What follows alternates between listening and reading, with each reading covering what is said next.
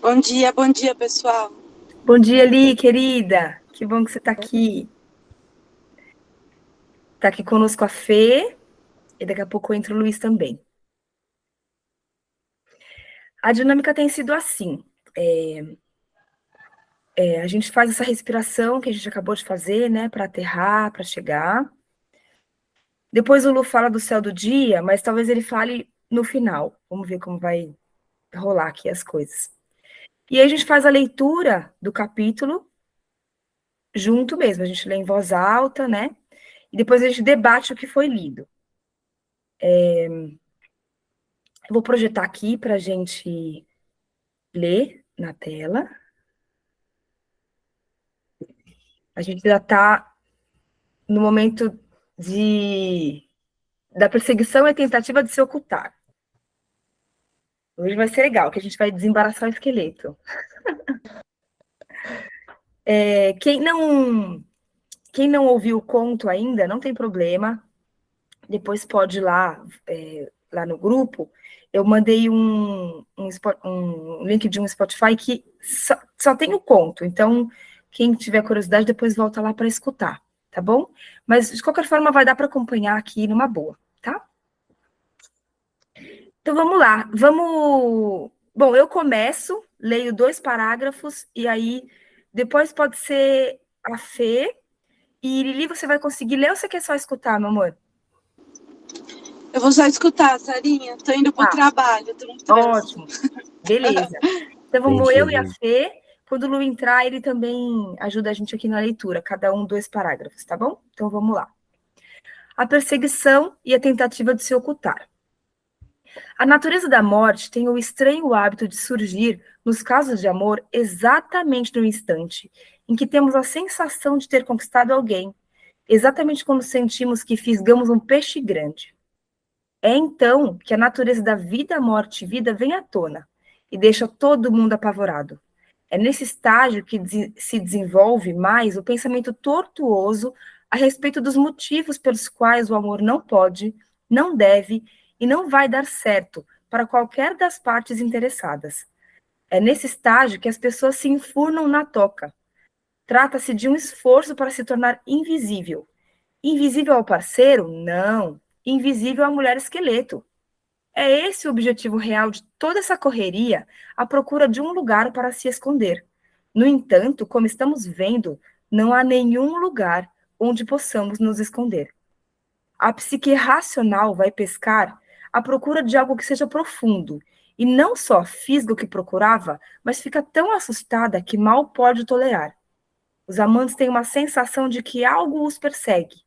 Às vezes pensam que é o outro quem empreende a perseguição. Na realidade, é a mulher esqueleto.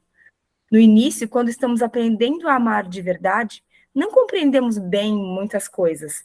Achamos que ela nos persegue, quando de fato nossa intenção de nos relacionarmos com outro ser humano de um modo especial é o que fisga a mulher esqueleto, de tal forma que ela não consegue fugir de nós. Onde quer que o amor esteja nascendo, a força da vida, morte e vida sempre virá à tona. Sempre. E Peraí.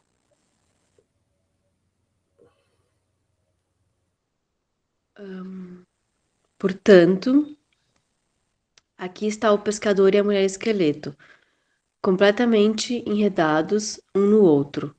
Enquanto a mulher esqueleto segue aos trancos o pescador apavorado, ela começa uma participação primitiva na vida, sente fome e come peixe seco.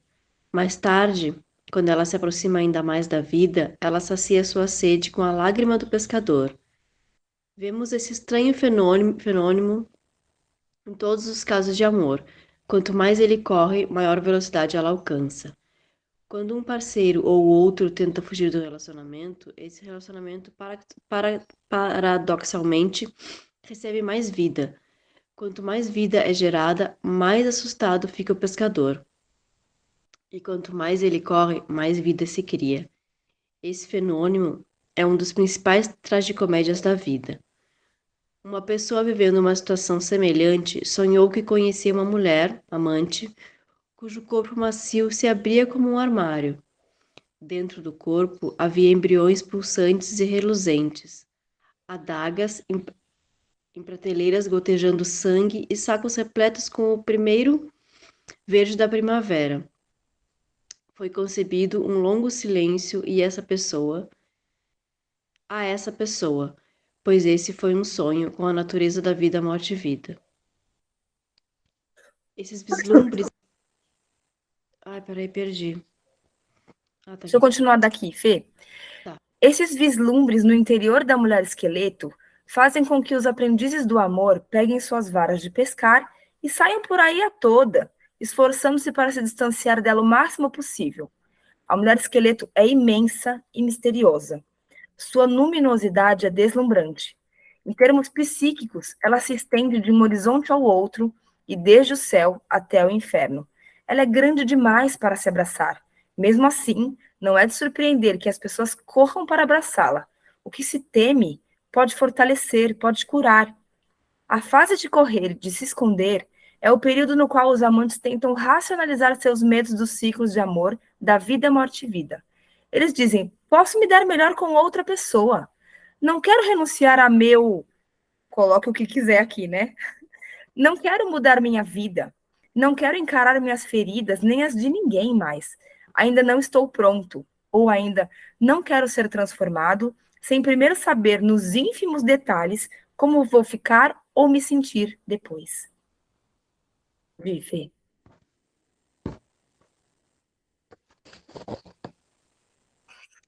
É uma fase em que os pensamentos ficam todos confusos. Quando se quer procurar um abrigo a todo custo e quando o coração bate, não tanto por amar ou por se sentir amado, quanto por um terror humilhante. Se encurralado pela morte, ai, o horror de enfrentar a força da vida, morte e vida, pessoalmente, ai, ai. Há quem cometa o erro de pensar que está fugindo do relacionamento com o parceiro. Não está, não. Está fugindo do amor ou das pressões do relacionamento. Está tentando correr mais rápido do que a misteriosa força da vida, morte e vida. A psicologia diagnostica essa situação como medo da intimidade, medo do envolvimento. No entanto, esses são apenas sintomas. A questão mais profunda é a descrença e desconfiança. Aqueles que fogem sempre temem viver de fato de acordo com os ciclos da natureza selvagem. Pois nesse ponto, a morte persegue o homem pelas águas, cruzando a fronteira entre o inconsciente e a terra firme da mente consciente. A psique consciente percebe o que fisgou e tenta desesperadamente correr mais do que a presa. Constantemente agimos assim em nossas vidas. Algo de apavorante mostra sua cara. Nós não estamos prestando atenção e continuamos a puxar a linha, imaginando se tratar de uma boa pesca. É um achado, mas não do tipo que estávamos imaginando. É um tesouro que, infelizmente, aprendemos a temer. Por isso tentamos fugir ou jogá-lo de volta. Tentamos embelezá-lo ou torná-lo o que não é. Isso, porém, nunca funciona. No final, todos temos que beijar a megera. O mesmo processo ocorre no amor. Queremos só a beleza, mas acabamos tendo de encarar a perversa. Empurramos a mulher esqueleto para longe de nós, mas ela insiste. Nós corremos, ela acompanha. Ela é a grande mestra que sempre dissemos que queríamos. Não, não essa mestra, berramos. Queremos uma outra. Que pena. Essa é a mestra que cabe a todos. Há um ditado que diz que, quando o aluno está pronto, o professor aparece. Isso quer dizer que o professor chega quando a alma, não o ego, está pronta. O mestre vem quando a alma chama. E graças a Deus que isso aconteça, pois o ego nunca está perfeitamente pronto. Se dependesse apenas do preparo do ego, o fato de o mestre ser atraído até nós, permaneceríamos essencialmente sem mestres pela vida fora. Somos abençoados, já que a alma continua transmitindo seu desejo, ignorando as opiniões inconstantes do ego. Quando as coisas ficam enredadas e assustadoras nos relacionamentos amorosos, as pessoas receiam que o fim esteja próximo. Mas isso não é verdade. Como se trata de uma questão arquetípica e como a mulher esqueleto realiza o trabalho do destino, espera-se que o herói saia correndo pelo horizonte afora. Espera-se que a morte o acompanhe de perto. Espera-se que o aprendiz diamante se enfie na sua choupana, ofegante e arquejante, com a esperança de estar são e salvo. E espera-se que a mulher esqueleto consiga também entrar nesse abrigo seguro. Espera-se que ele a desamaranhe e assim por diante. E?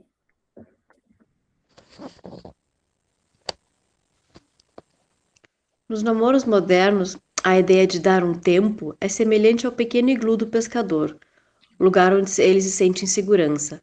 Às vezes, esse medo de enfrentar a natureza da morte é desvirtuado, transformando-se numa atitude de fuga da raia, na tentativa de manter apenas os aspectos agradáveis do relacionamento, deixando de lado todo o vínculo com a mulher esqueleto. Isso nunca funciona. Essa atitude provoca externa ansiedade no parceiro que não está dando um tempo, pois é ele próprio está disposto a se encontrar com a mulher esqueleto. Ele se preparou, se fortaleceu e está tentando manter seus temores sob controle. E agora, no exato instante que está pronto para decifrar o mistério, no momento em que um ou outro está prestes a batucar no coração e conjurar uma vida juntos, um dos parceiros grita: "Ai, ainda não", ou "Não, nunca, nunca". Há uma enorme diferença entre a necessidade de solidão e renovação e o desejo de dar um tempo para evitar a inevitável ligação com a mulher esqueleto. No entanto, a ligação no seu sentido de aceitação da natureza, da vida, morte e vida, e de permuta com ela, é o passo seguinte na direção de um fortalecimento da nossa capacidade de amar. Aqueles que entrem num relacionamento com ela conquistarão um duradouro talento para o amor. Aqueles que se recusarem não conquistarão nada. Não há como evitar isso. Todos os ainda não estou pronto, todos os preciso de tempo, são compreensíveis por um curto período. A verdade é que não existe a sensação de se estar completamente pronto, ou de ser aquela a hora certa. Como acontece em qualquer mergulho no inconsciente, chega uma hora em que simplesmente torcemos que dê certo. Apertamos o nariz e saltamos no abismo. Se não fosse assim, não teríamos precisado criar as palavras herói, heroína ou coragem. É preciso realizar o trabalho do aprendizado da natureza da vida, morte e vida. Rejeitada, a mulher esqueleto afunda para debaixo d'água, mas ela surgirá novamente e sairá no nosso encalço insistente. É essa a sua função. A nossa função é a de aprender. Se quisermos amar, não há como evitar esse aprendizado. O trabalho de abraçá-la é uma tarefa. Sem uma tarefa desafiadora, não pode haver transformação. Sem uma tarefa, não há uma satisfação verdadeira. Amar os prazeres é fácil. Já amar de verdade exige um herói que consiga controlar seu próprio medo. Admite-se que muitas pessoas, mesmo, alcancem esse estágio de fugir e se esconder. Algumas, infelizmente, voltam sempre a ele. A entrada na toca está marcada com sulcos desesperados. No entanto, quem quer amar imita o pescador. Ele se esforça para acender o fogo e encarar a natureza da vida, morte e vida. Ele contempla o que teme e, paradoxalmente, reage com convicção e assombro. P. Desembaraçando o esqueleto. A história da mulher esqueleto é uma dentre muitas histórias universais de teste do pretendente. Numa história desse tipo, os amantes precisam provar sua boa intenção e seu poder, demonstrando geralmente que têm os cojones ou ovários para encarar alguma força luminosa, mais poderosa e assustadora. Embora aqui a estejamos chamando de natureza da vida, morte e vida, outros poderiam chamá-la de um aspecto de self, ou de espírito do amor, ou ainda de Deus, ou grada, um espírito de energia, ou uma infinidade de nomes. O pescador demonstra sua boa intenção, sua força e seu envolvimento crescente com a mulher esqueleto ao desemaranhá-la. Ele olha para ela toda dobrada, para um lado e para outro, e vê nela um vislumbre de algo. Ele nem sabe de quê. Ele havia fugido dela, ofegante e soluçante. Agora ele cogita tocar nela.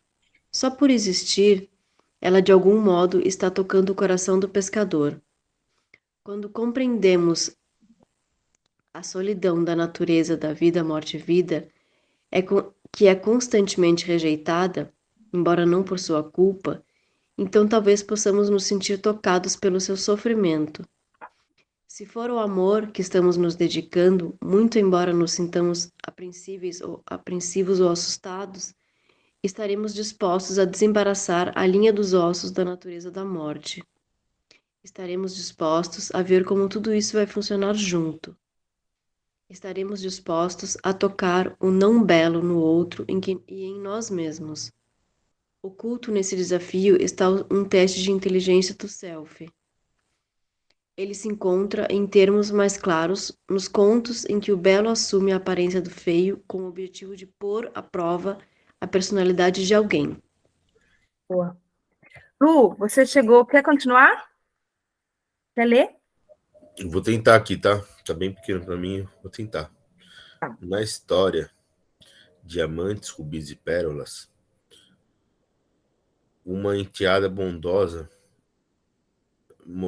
melhor vocês lerem, tá muito pequeno para mim aqui. Tá.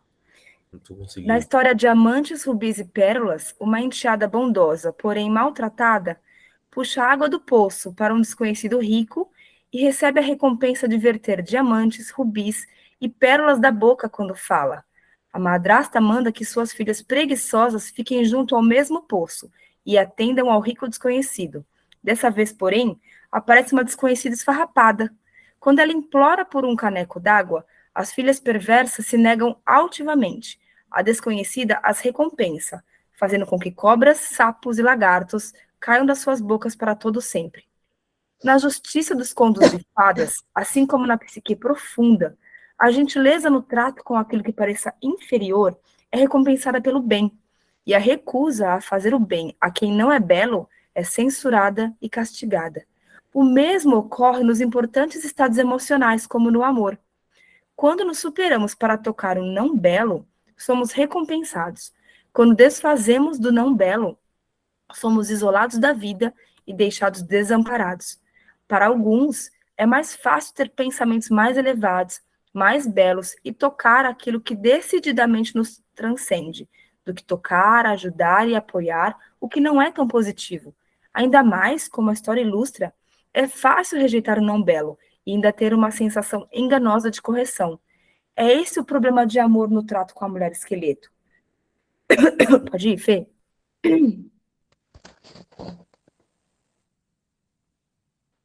Peraí que eu não sei onde a gente tá agora. Ali no o que é o não belo. O que é o não belo? Nosso próprio anseio secreto de sermos amados é o não belo. Desamar e mal amar, senão o belo. São o não belo. Nossa negligência na lealdade e na sua devoção não é bela. Nossa sensação de isolamento da alma é sem graça. Nossas incompreensões, falhas e imperfeições psicológicas, bem como nossas fantasias infantis, são o não belo. Além disso, a natureza da vida, morte e vida, que dá a luz, destrói, incuba e dá a luz novamente, é considerada nossas culturas de o não belo. Desemaranhar a mulher esqueleto é compreender esse erro conceitual e corrigi-lo. Desemaranhar a mulher esqueleto é compreender que o amor não significa apenas velas tremeluzentes e plenitude. Desemaranhar a mulher esqueleto significa que encontramos o entusiasmo em vez do medo nas trevas da regeneração. Significa um bálsamo de velhas feridas. Significa modificar nosso jeito de ver e de ser, de modo a refletir a saúde da alma em vez da sua penúria. Para amar, tocamos a mulher ossuda, primitiva e não tão bela, decifrando para nós mesmos o sentido da natureza da vida, morte e vida, devolvendo-lhe o estado natural, permitindo que volte a viver. Não é suficiente puxar o inconsciente até a superfície, nem mesmo arrastá-lo por acaso até dentro de casa. Sentir medo ou desdém do inconsciente por muito tempo impede o avanço do amor. Desemaranhar a muralha esqueleto é começar a quebrar o encanto, ou seja, o medo de sermos consumidos, de morrermos para sempre. Em termos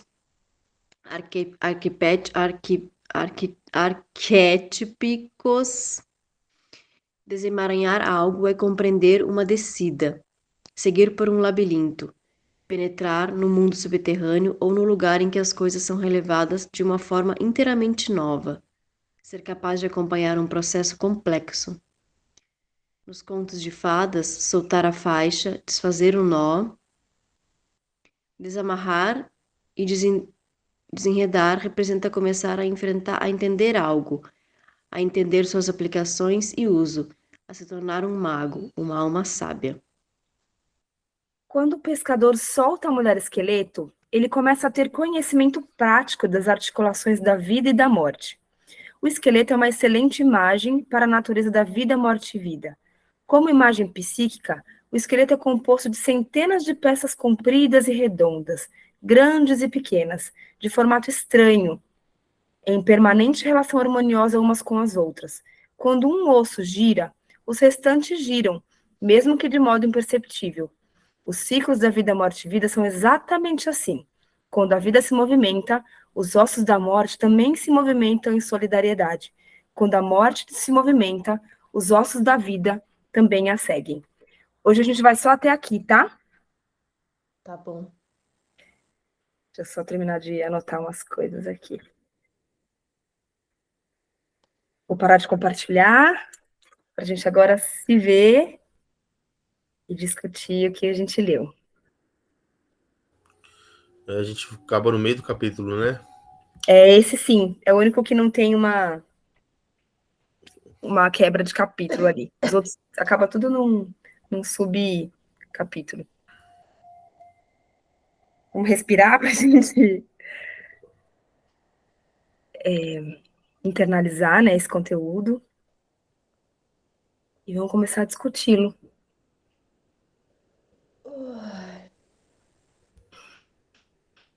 Bom, vocês gostaram de desenredar, desemaranhar a mulher esqueleto hoje? Aham. Gostei. Bom, ela já começa falando no começo que não tem como fugir, né? Ela a gente já abriu o encontro de hoje com a leitura dessa parte, que não tem como fugir. E ela fala que a gente tem essa tendência a fugir exatamente quando as coisas estão se tornando mais visíveis, quando a careca dela tá mais proeminente, né? Tá mais à mostra. E aí a nossa tendência é foge, sai correndo. Eu quero uma mestra, mas não essa mestra. Não tem um trecho que ela fala assim? Eu quero uma mestra na minha vida, mas não essa mestra. Não era assim que eu imaginava a mestra. Eu queria uma mestra mais bonita, né? Com mais cabelo. E vem aquela careca amedrontadora, né? Mas ela é a mestra. E eu acho lindo quando ela fala que a mestra vem quando o aluno está pronto, porque é a alma que chama o mestre, né? Então, a gente escolheu essa caveira, a gente escolheu esse esqueleto. A gente só ficou com medo quando ele apareceu, mas ele é o mestre.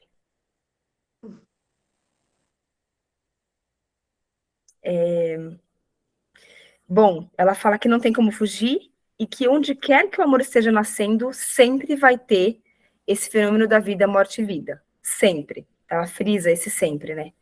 Então, é isso, porque para um amor nascer, algo está morrendo, né? Para um novo surgir, um novo nascer, algo teve que dar espaço. E é conflituoso isso, né? A gente não vai conseguir ter tudo, né? Então, a gente vai ter um luto ali para lidar de algo que está morrendo, que não necessariamente vai acontecer no novo ciclo. E é um processo de luto mesmo, se desligar do que tinha antes para se abrir para o novo. Vocês podem ir comentando, tá? Tem outro trecho que ela fala também que quanto mais a gente foge, mais vida surge. É também curioso isso, assim, né? Porque se você fugiu, se você tá querendo fugir, é porque algo ali te tocou. E te dá tanto medo, que a sua primeira resposta é fugir. Mas já há vida ali, já há vida, né? Porque se vem esse medo, se vem essa insegurança, se vem essa incerteza, é porque algo ali já tá te dizendo algo, né? E ela fala que é quando as coisas ficam difíceis que a gente tende a fugir. E que o pescador teve uma atitude diferente, né? O, o que o esperado dele era que ele fugisse. No primeiro momento ele agiu dessa forma, mas depois ele começa a olhar para aquilo com curiosidade. Então ele acende aquela luz, vê o esqueleto emaranhado, e ela até fala, né? Ele encara com convicção e assombro. Eu até grifei essas palavras da convicção e assombro, sabe? Porque elas parecem tão diferentes, né? Vou com convicção, porque eu tô com vontade de ver o que tá ali, mesmo que assombrado, mesmo que com medo. Então ele ainda não foi, ele foi com convicção, mas ainda assim receoso, né? Assombrado, sem saber o que poderia vir dali. Mas ainda assim disposto. Eu acho que essa convicção traz isso também, da disposição, né? Disposto. Eu tô com medo, mas pode ser que tenha algo interessante aí. E a Clarissa fala, né? Aquilo que se teme pode fortalecer e trazer cura. E é sobre isso que a gente está falando aqui, né? Sobre encarar esse esqueleto tão feio, tão amedrontador, tão esquisito, todo emaranhado, que nos traz temor, mas que pode trazer força e cura, se a gente estiver convicto e disposto. Como que isso ressoa aí para vocês?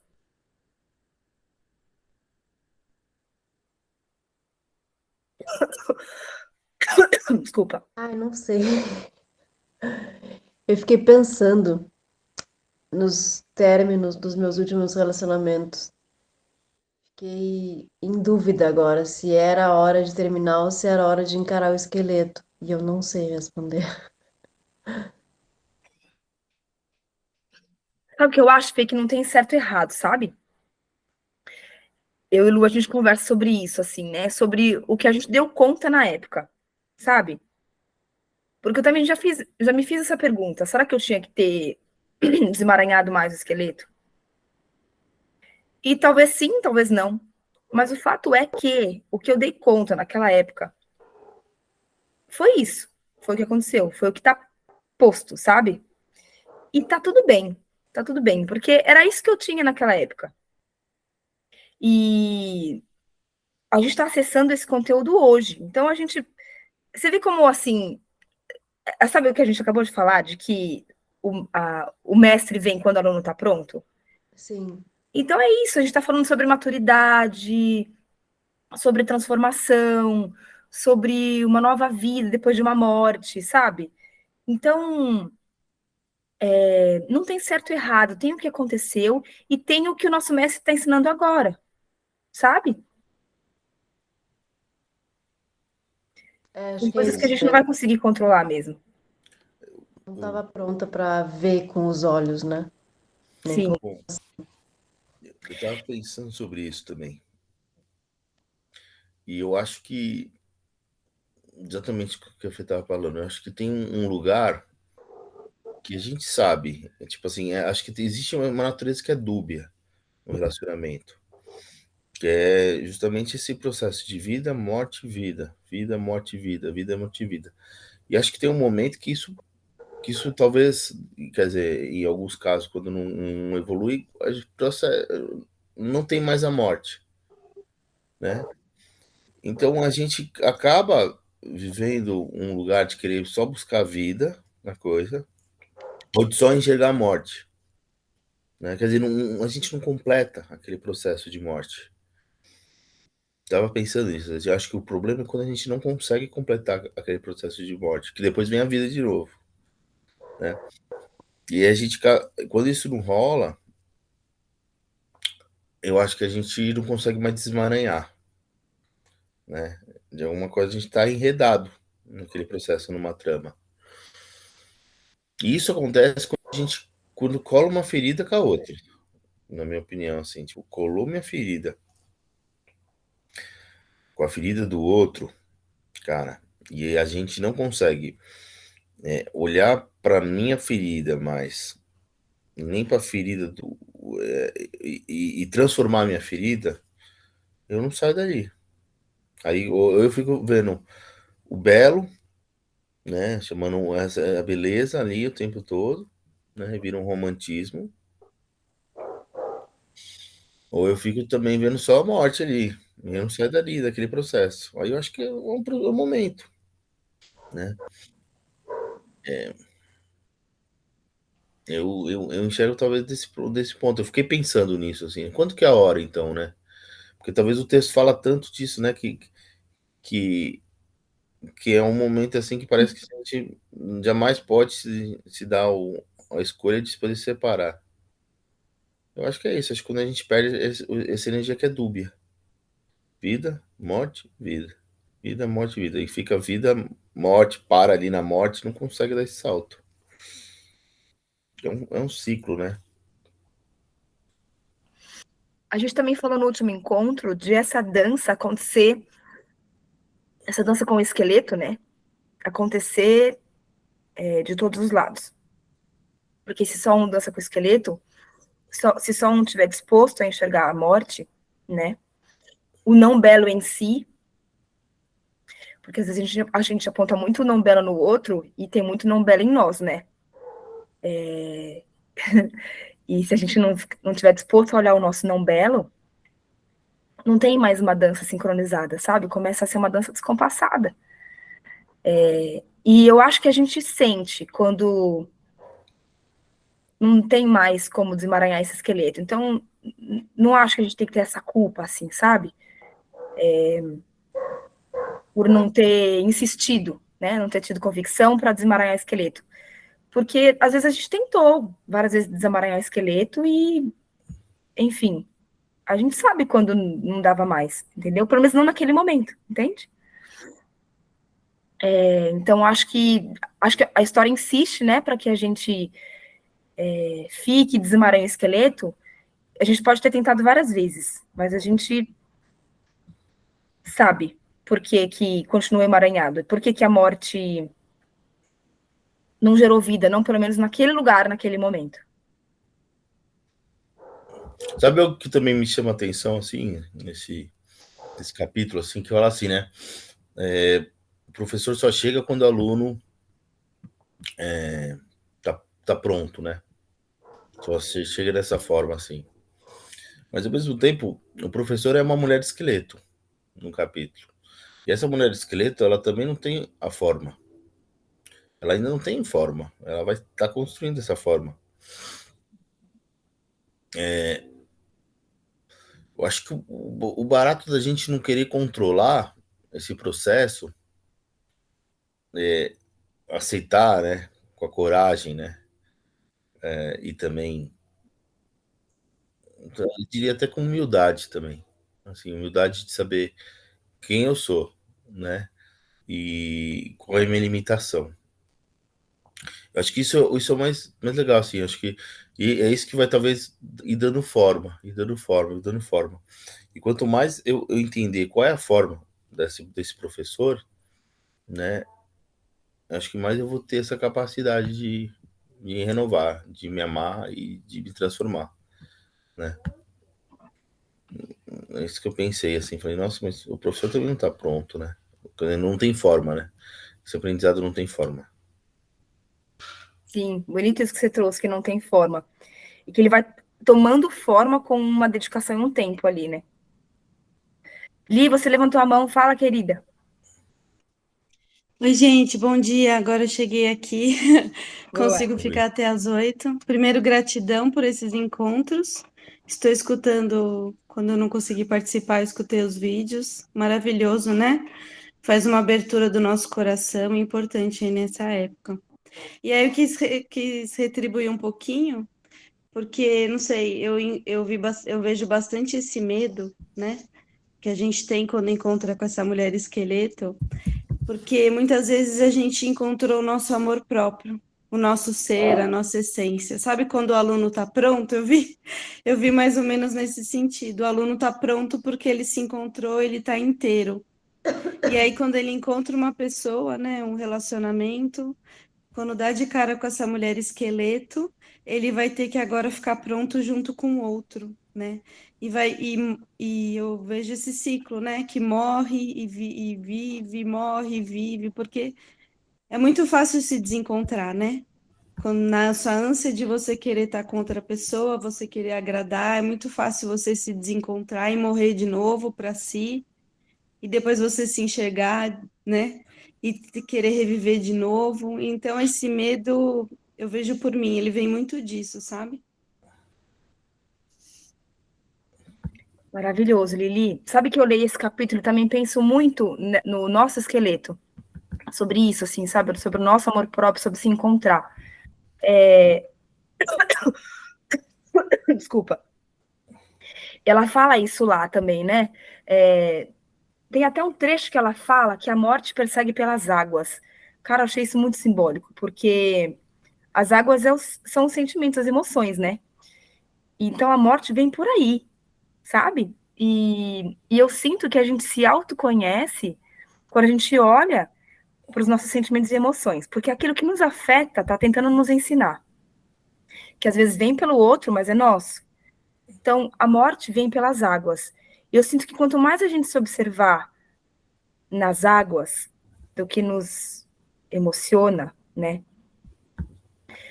Mais a gente vai se encontrar conosco e encarar a morte, várias mortes. Ela fala até que o que a gente chama de medo de intimidade ou de envolvimento, ela fala, o nome que a gente dá, né? A gente pensa que é medo de intimidade e de envolvimento, mas na verdade é uma descrença, uma desconfiança, né? É sobre isso. E, e ela fala que não vai ter o estar pronto ou a hora certa. Eu lembrei de você nessa hora, Lu. Não tem o estar pronto e a hora certa. Mas sim a disponibilidade de se jogar nessa água que traz a morte, né? E aí tem uma frase que eu sempre falo, assim, que a gente não acha uma pessoa que se encaixa na nossa vida, né? Na verdade, a gente constrói esse relacionamento. E é tijolinho a tijolinho, né? Com muita convicção, assombro, disposição e encarando a morte que vem pela água. Primeiro de si, depois do outro.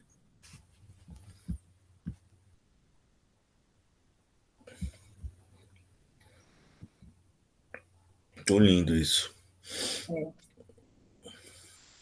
Fiquei curioso até de terminar a leitura do capítulo, assim. Também. Seguir? Fiquei assim. Mas é bom que dá um gostinho para semana que vem também. Sim. Outra Mas coisa que eu queria trazer, que ela fala, bom, que a gente vai ter que beijar a megera, vamos ter que beijar o caveirão, mas também que ela fala do nosso anseio secreto de sermos amados. Quando ela fala lá do não belo, do nosso anseio secreto de não sermos amados. Aliás, nosso anseio secreto de sermos amados. O que também é bem, bem interessante, né? uhum. Acho que isso é uma coisa para a gente levar para pensar, sabe? E até para se olhar, assim. Esse nosso anseio secreto de sermos amados. Eu acho que aqui tem também uma reflexão importante. Cara, e aí eu vejo uma diferença muito grande entre homem e mulher. Porque eu acho que o padrão cultural masculino, né, que a gente tem, né, de homens mesmo, o padrão cultural dos homens, não olha para esse anseio secreto de ser amado, sabe? E acho que para a mulher ela sempre olha para isso, assim, desde culturalmente, né? Ela tá brincando de boneca, ela tá fazendo lá, brincando de casinha, né? Então, ela, de alguma forma, ela olha para sua necessidade de ser amada, né?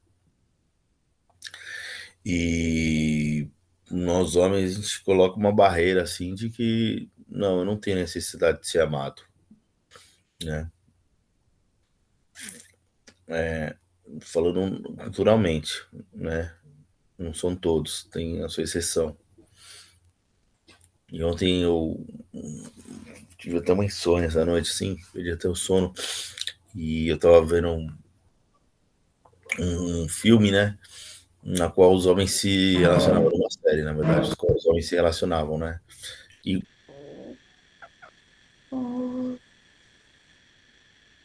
quanto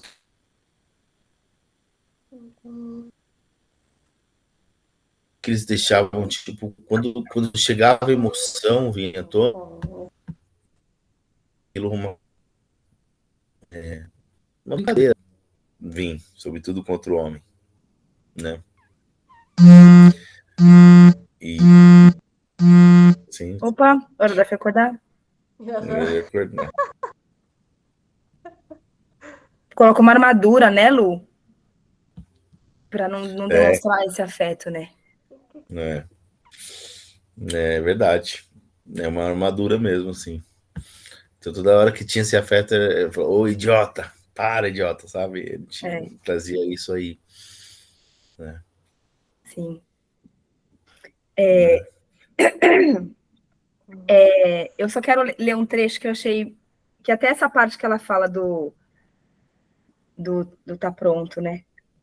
Ela fala assim, ó, a fase de correr e de se esconder é o período no qual os amantes tentam racionalizar. Eles dizem, posso me dar melhor com outra pessoa, não quero renunciar ao meu, e aí a gente pode colocar aqui, meu tempo, minha independência, né? Enfim, tem tantas coisas para preencher essa lacuna aqui. Não quero mudar minha vida, não quero encarar minhas feridas, nem a de ninguém mais. Isso me lembra a fala que você trouxe, Lu, das feridas, né? Ainda não estou pronto ou ainda não quero ser transformado sem primeiro saber nos ínfimos detalhes como vou ficar ou me sentir depois. Aqui tem um quesinho de controle, né? Se eu não souber como vai ser, nos ínfimos detalhes eu não me jogo. E não tem como controlar, não tem certeza de nada. Só tem o rio que pode levar para qualquer direção. E aí a gente não sabe lidar ainda com esse incerto, né? Só que no final do trecho que a gente leu, ela fala da descida até o subterrâneo, até o profundo, né?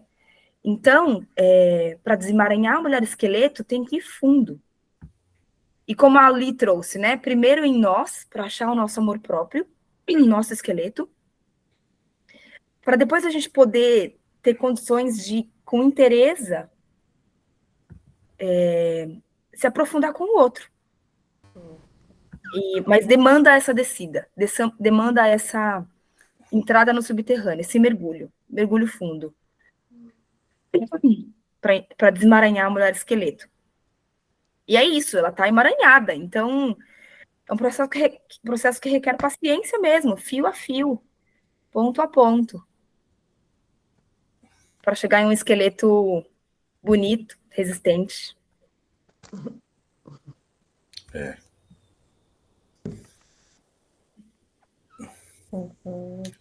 Eu queria falar um pouquinho da astrologia, se tiver mais alguma coisa para você falar. Não. E aí eu tava assim, pensando o que eu ia falar, né? Aqui, desde ontem, assim. E tudo que eu pensei, assim, agora mudou tudo, assim, veio outra forma, assim. Então eu queria falar primeiramente, eu quero falar, na verdade, primeiramente de Vênus, né? Vênus agora está num momento assim que ela está em câncer, né?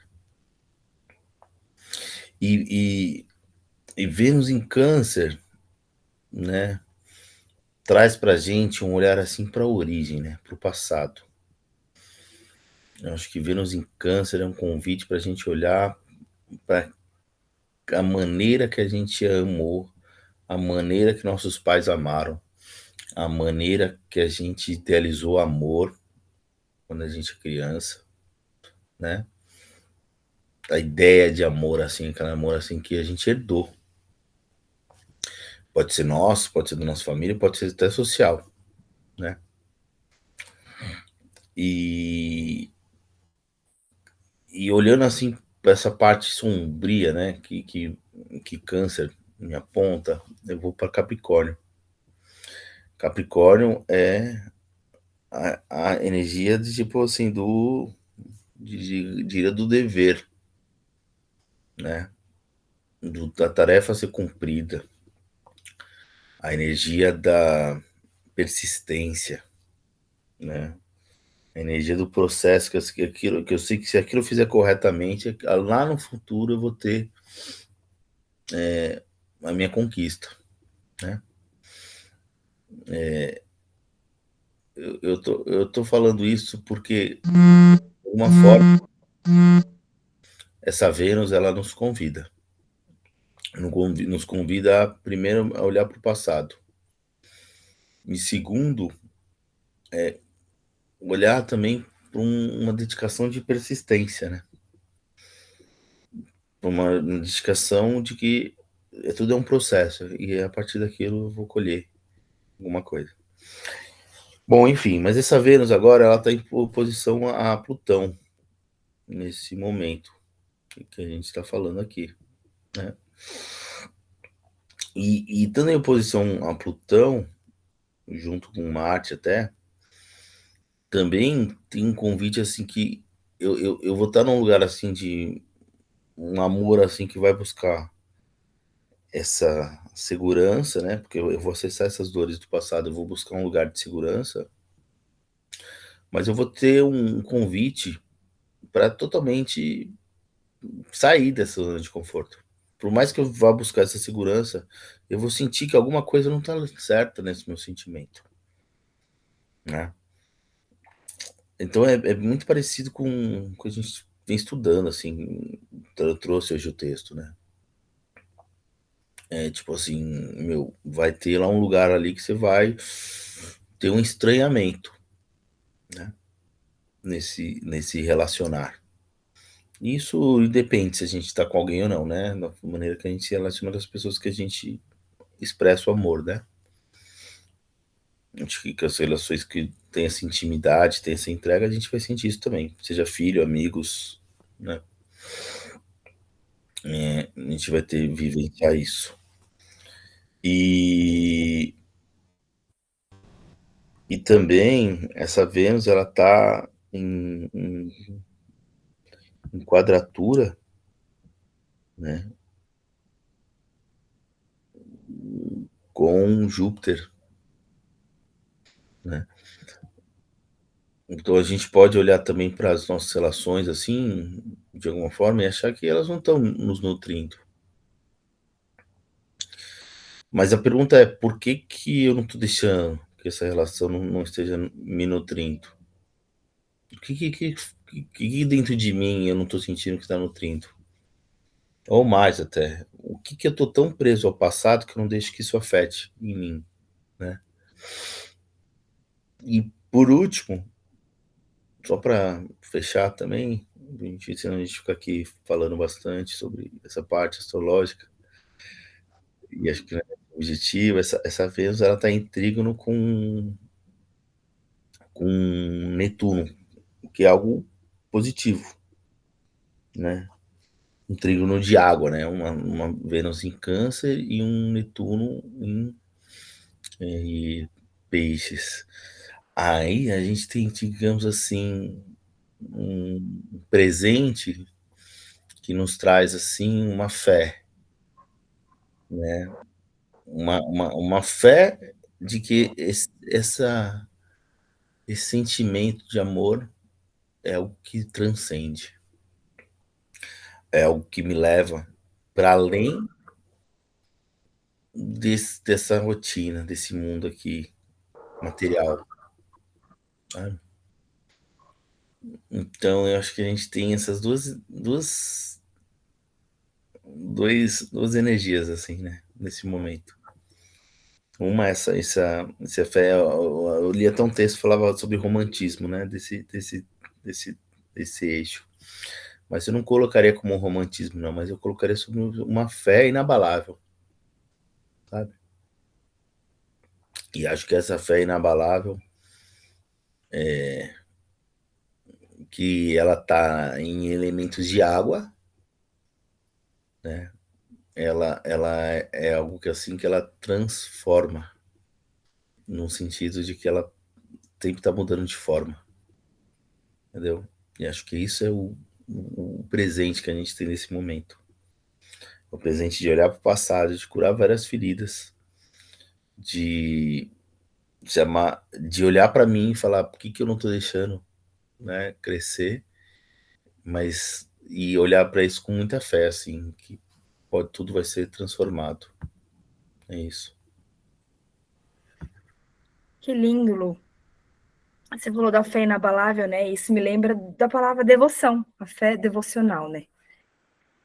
Você tem essa devoção, você acha que chega nessa fé inabalável.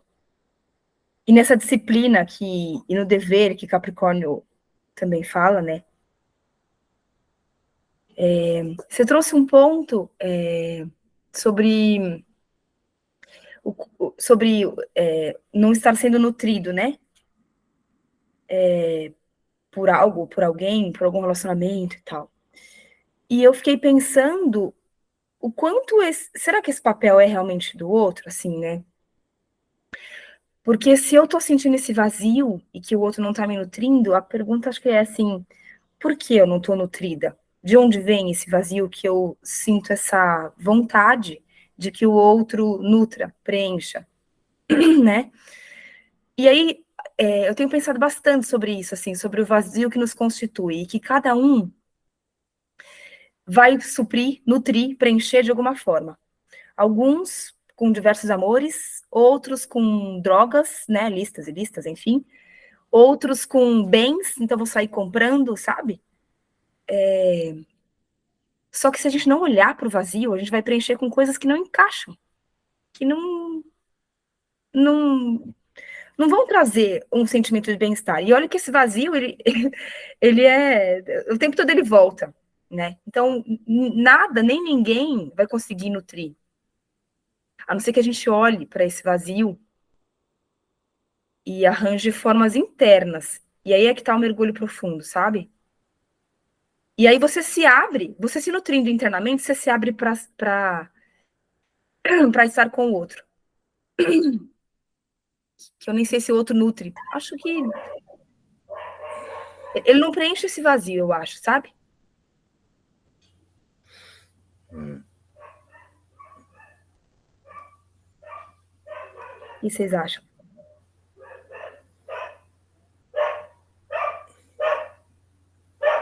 Acho que o vazio que você traz, né, Sá,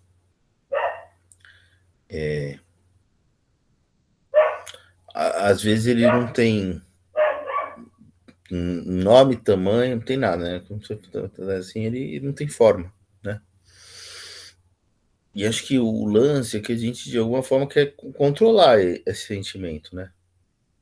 Eu concordo com tudo que você traz, assim, me faz muito lembrar, assim, mas, assim, para mim, assim, tem um lugar, assim, que às vezes eu quero decifrar, né, o vazio. Eu quero entender de onde ele é, assim. E acho que quando eu quero entender, quero decifrar, ou melhor, eu quero controlar o Davi. Não é nem decifrar, acho que decifrar a gente vai ter que passar, mas eu quero controlar. Aí quando eu quero controlar, de alguma forma, eu só vou substituir um vício por outro vício, por outro vício, por outro vício, por outro vício, por outro vício. E não vou olhar para aquilo de verdade, assim, sabe?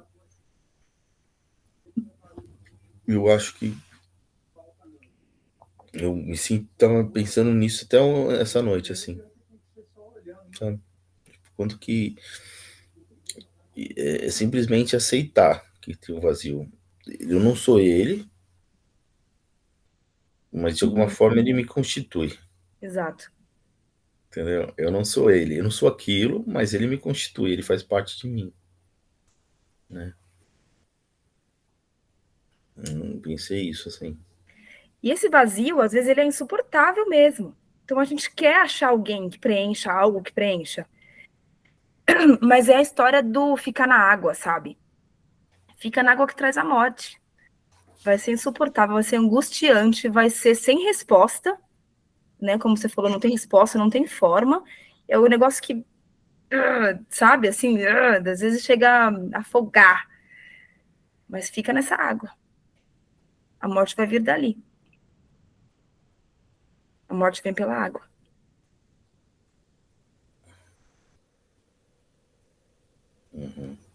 E vamos passar o dia com essa. A gente que Dentro lute. dessa água. É. É isso. Lu, quer finalizar? Não, quero não. Quero não. Tô. Ficar com essa aí. Tá bom, então vamos ficar com essa. Vamos fechar os olhos só um pouquinho. Respirar 3 vezes para a gente internalizar. Ficar com essa.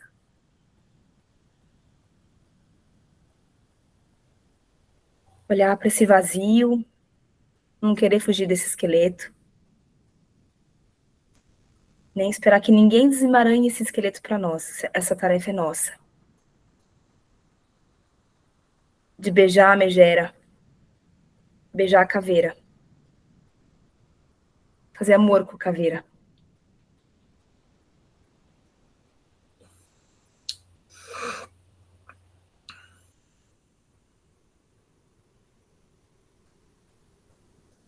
E quero só acrescentar que a gente podia agora também sentir esse vazio, mas sentir também tudo aquilo que a gente chama de sagrado, Deus, deusa, o que é sagrado pra gente?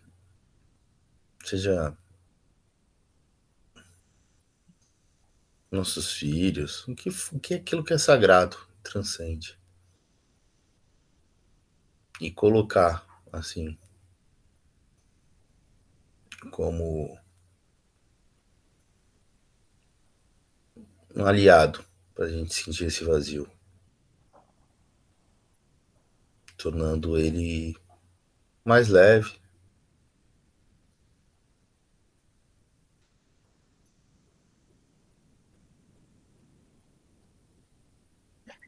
Que a gente tenha curiosidade por esse esqueleto.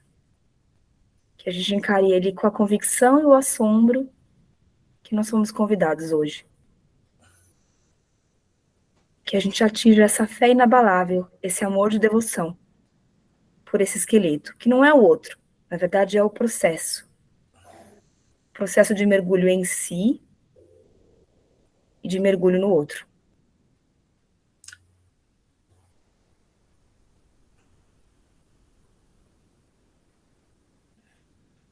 Lu, mais alguma coisa? Fê, mais alguma coisa? Não. Que a gente possa mergulhar de acordo com o que a gente consegue nesse momento. Sim, muita autocompaixão. Isso aí. Arro, Arro. gratidão. Gratidão. Boa semana. Boas. Divirtam-se com seus esqueletos. Beijo, gente. Beijo. Tchau. Bom Tchau, dia. tchau. Bom dia. Beijo, valeu.